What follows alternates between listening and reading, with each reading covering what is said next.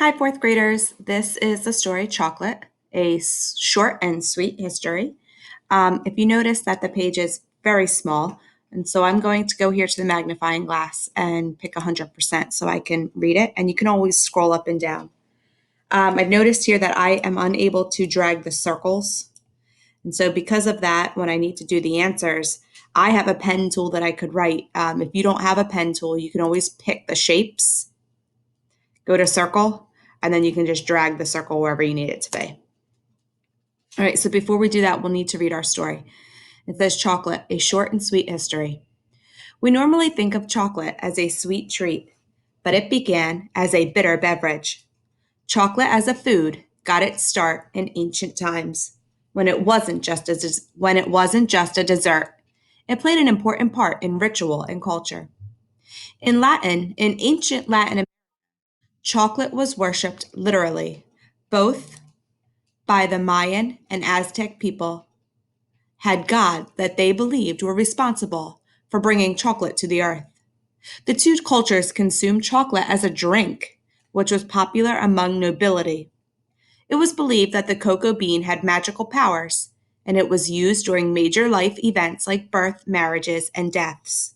All right, so what I just learned in this paragraph was that was started as a drink, and it was worshipped by the Mayan and Aztec people. And it was only popular among the nobility, and nobility means like the kings and the queens. So now I'll read the next part. Chocolate wasn't mixed with sugar until Europeans came in contact with the Americas in the 1500s. They brought it home to Europe, where it became an expensive import and a symbol of wealth. Instead of chili and corn, Europeans added cinnamon and sugar to chocolate. But because chocolate was imported from another country, chocolate was available only to the upper class and became a symbol of wealth and status.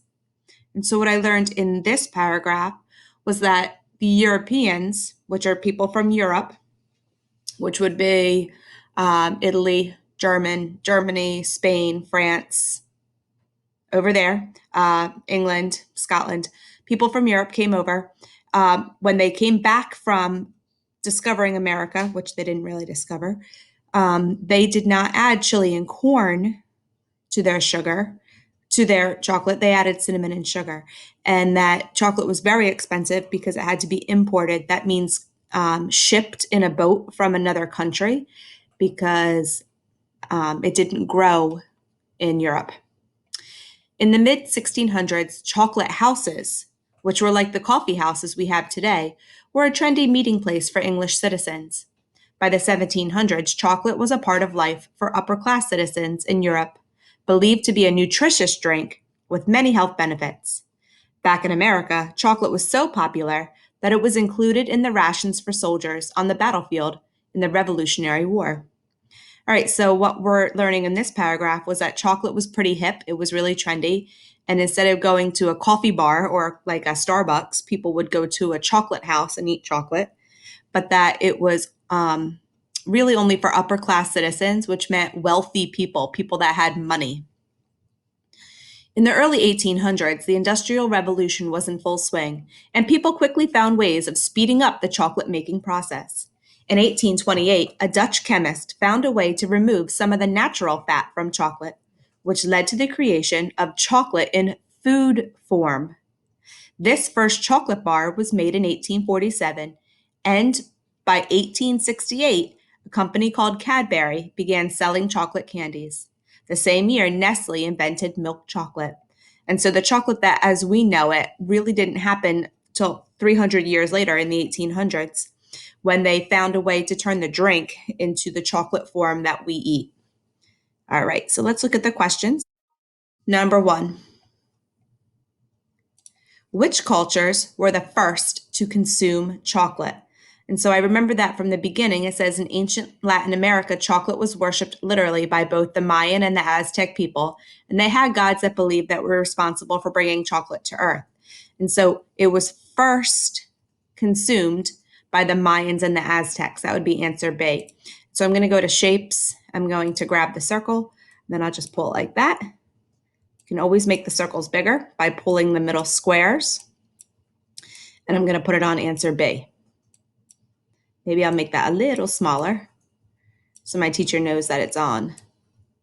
Answer B. If you can get these circles to work, that would be great too. All right. I can also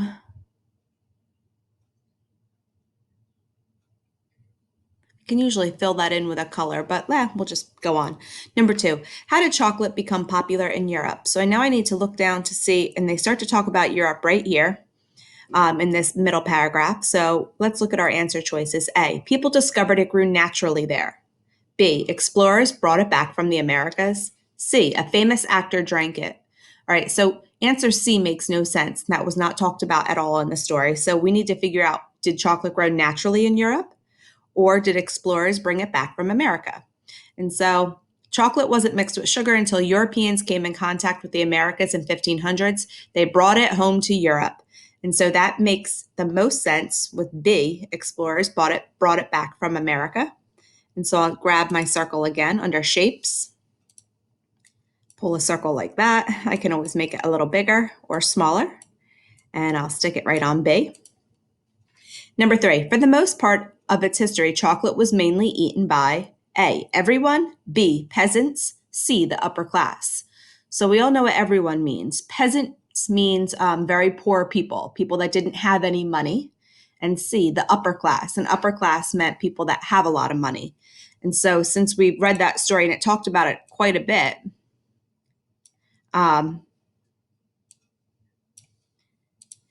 chocolate was only for people that had money because it was very expensive. And so not everyone could have it, and definitely not peasants because they didn't have the money to pay for it.